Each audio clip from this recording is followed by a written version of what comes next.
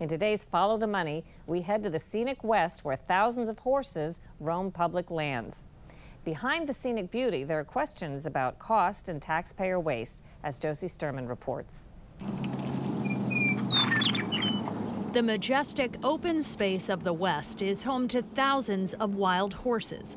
Since the early 1970s, they've roamed the public lands of the range, protected by the U.S. government. But there's a problem with the growing number of horses and the escalating cost of managing them. Nothing is getting done. A lot of money is being spent, yet there are no solutions to this very real problem in the West. David Williams is with the watchdog Taxpayer Protection Alliance. He says the feds have collectively dropped the ball on managing both the horses and all the tax money that's spent. This is a failure of policy, but it's a failure of leadership, because this isn't just this administration. This is previous administrations that keep on passing the buck to the next one. The Federal Bureau of Land Management, which oversees the wild horse program, says herds are doubling in size every 4 to 5 years.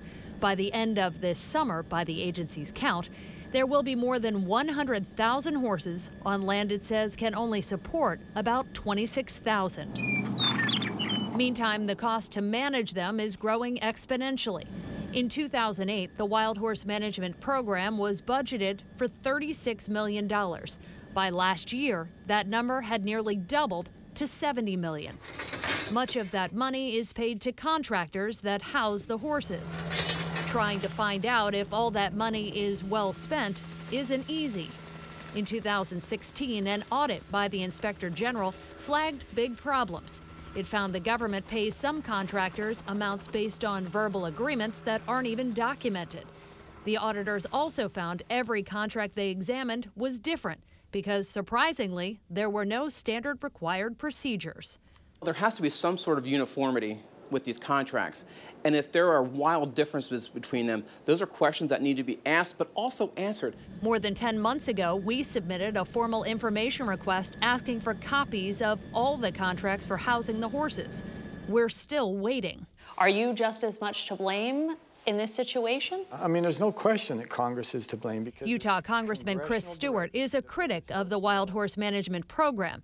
He's proposed what some consider a distasteful solution, sterilizing or euthanizing the horses to bring down costs.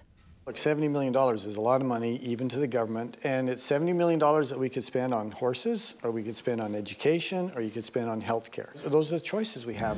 So far, his ideas haven't found enough support in Congress. The estimated cost for caring for the current number of horses already in the system is more than $1 billion over their lifetime.